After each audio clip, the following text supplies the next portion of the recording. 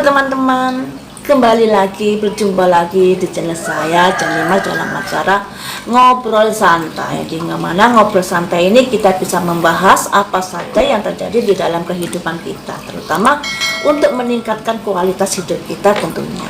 Pada kesempatan kali ini saya akan membahas tema tentang memutus karma buruk dan meningkatkan karma baik. Yang namanya kehidupan, berjumpa dengan seseorang yang menyakitkan, menyebalkan, mengalami penderitaan dan kebahagiaan, semuanya itu tentu karena perjodohan kita, perjodohan buruk dan perjodohan baik yang berhubungan dengan kehidupan kita sebelum reinkarnasi saat ini, atau berhubungan dengan perbuatan-perbuatan yang sudah kita lakukan di beberapa hari kemarin. Karena itu, apa yang terjadi dalam hidup kita dikarenakan adanya hukum sebab akibat apa yang sudah kita perbuat. Nah, bagaimanakah caranya kita memangkas karma buruk atas perbuatan kita? Karena yang namanya karma itu harus dilunasi. Ibarat utang, kalian harus membayar. Kalau misalnya dihindari, sekarang bisa menghindari, lain waktu akan ketemu kembali. Misalnya ada sebuah contoh ya, kalian berteman dengan seseorang dan teman itu begitu menjengkelkan, menikam kalian dari belakang dan lain sebagainya. Apa yang harus kalian lakukan? Kalau dirasa kesalahannya bisa dimaafkan, ya dimaafkan. Dimaafkan ini dalam arti kalian tidak memendam rasa sakit yang berlebihan.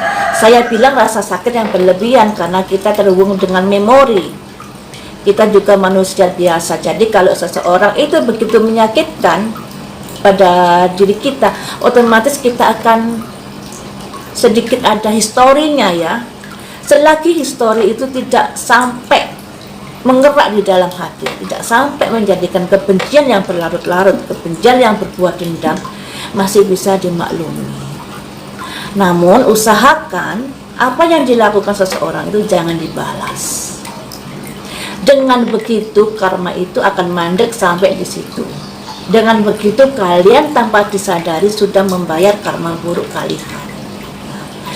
Itu kalau kesalahannya masih bisa difahami, masih bisa dimengerti, dikarenakan kita hidup ini ada tatanannya ya. Kalau sudah perbuatan yang besar kesalahannya, ya nanti apa kata hukum ya. Jadi untuk sementara waktu, kalau masalah-masalah yang ringan-ringan, cobalah untuk tidak menggubrisnya, untuk tidak merecokinya lagi, membalasnya lagi dan lain sebagainya, karena itu akan membuat karma buruk Anda semakin berlarut-larut, berkepanjangan, dan itu juga tidak bagus untuk kehidupan kalian. Jadi kalau ada sesuatu dirasa masih bisa dimaafkan, ya sudah dipangkas sampai di situ, dengan tidak membalasnya, dengan tidak membuat kesalahan itu larut atau mengintip di dalam hati. Jadi harus bisa meluruskan energi-energi negatif yang masuk di dalam pikiran kalian, karena itu juga nggak bagus. Itu caranya untuk memangkas karma buruk kalian.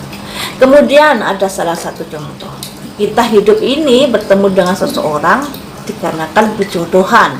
Kita punya anak yang bandel dikarenakan juga berjodohan.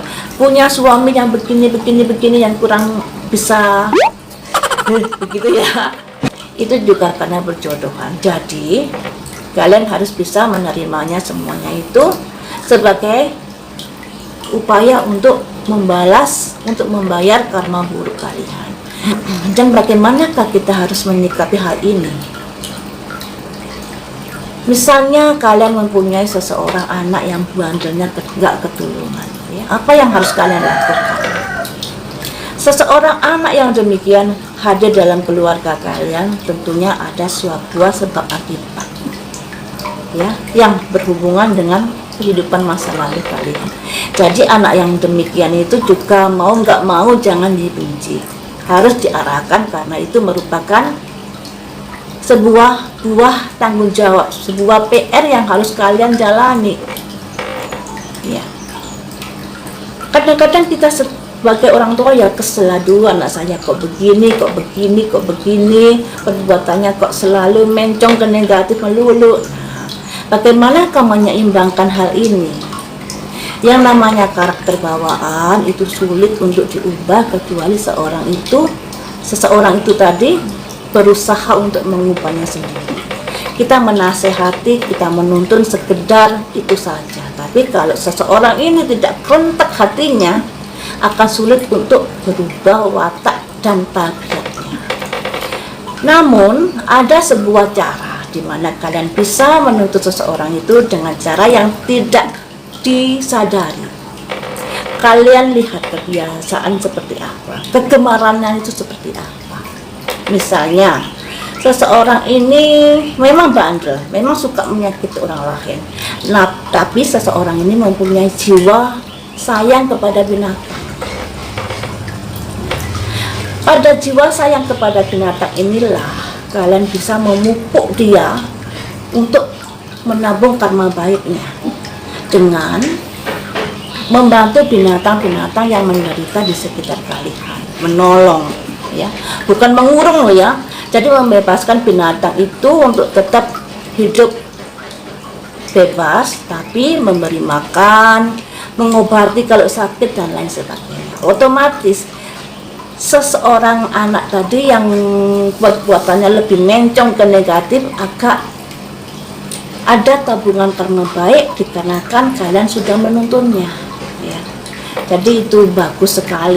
Jadi kita bisa mengubahnya dengan cara-cara yang tidak disadarinya, dengan cara-cara yang dia menyukai kegiatan itu caranya. Itu caranya kita memupuk karma baik seseorang yang kurang bisa untuk hidup lurus. Caranya seperti itu salah satunya, ya.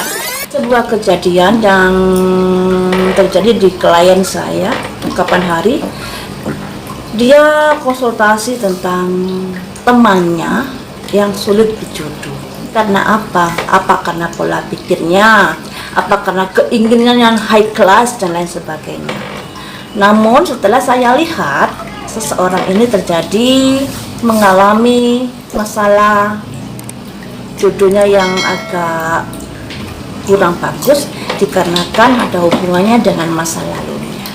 Pada kehidupan masa lalunya seseorang ini mempunyai kekasih, sangat mencintainya sampai melekat, dan melekatan itu dibawa hingga kehidupan saat ini. Si ceweknya sudah berinkarnasi, si cowoknya belum. Nah, karena terlalu sayang, si cowoknya itu nggak rela kalau seseorang ini, ceweknya ini bisa menjalin hubungan dengan laki-laki lain. Gimana caranya? Akhirnya ditutupin. Jadi kalau orang melihat cewek ini seakan-akan nggak ada, atau seakan-akan nggak ada artinya semacam itu, sehingga nggak ada cowok pun yang mendekatinya, sekalipun cewek ini sangat cantik loh, sangat cantik. Itu merupakan karma dari masa lalu. Nah, apakah karma dari masa lalu ini bisa dipupus? Yang namanya karma itu harus dibayar, dibersihkan kayak apapun. Pembersihan itu hanya sebatas pembersihan debu-debu luarnya. Tapi kalau karma tetap harus diusahakan, ditanggung sendiri dan dilakukan sendiri kalau bisa untuk membayarnya. Jadi saya sarankan pada seseorang itu, doakan agar si arwah ini bisa segera menyeberang ke alam yang semestinya sehingga hidupnya bisa menjadi lapang. Dan mendoakan itu tidak sekali dua kali ya, harus setiap hari ya, karena tergantung bagaimana kemelekatan arwah itu pada dirinya. Kalau terlalu melekat erat, otomatis harus berjuang keras untuk melepaskannya dengan cara mendoakan arwah tersebut. Jadi kalian juga harus berpikir, misalnya kalian konsultasi pada seseorang untuk dibuka aura dan lain sebagainya, itu sebatas dari pembersihan luarnya. Tapi kalau masalah karma tidak bisa diselesaikan dengan cara itu. Harus kalian jalani, harus kalian tebus. Kadang-kadang kan ada seseorang yang saya sudah diruat, saya sudah dibuka aura, Akan tetapi kenapa kehidupan saya masih suram? Itu harus introspeksi diri, apa yang sudah kalian lakukan. Apakah ada kesalahan-kesalahan dalam kehidupan masa lalu dan sekarang, ataukah karena pola pikir kalian yang kurang positif dan lain sebagainya. Jadi pembenahan dalam hidup ini yang berkaitan dengan karma harus merenung ke dalam, harus kembali lagi kepada diri sendiri ya, untuk meningkatkan kehidupan ini. Ada hubungannya dengan usaha kita untuk memupuk karma baik kita, tentunya dengan hal-hal kebaikan, kemudian dengan memangkas karma buruk kita yang caranya seperti tadi itu, menstop dan tidak membalas apa yang sudah dilakukan kepada kita, sekalipun itu sulit ya. Saya pun masih belajar untuk itu, akan tetapi yang namanya belajar, yang namanya berusaha itu akan lebih baik daripada tidak berusaha sama sekali. Baiklah, sampai di sini saja pembahasan kali ini. Lain waktu kita akan membahas hal-hal yang ringan yang ada hubungannya dengan kejadian dalam kehidupan kita sehari.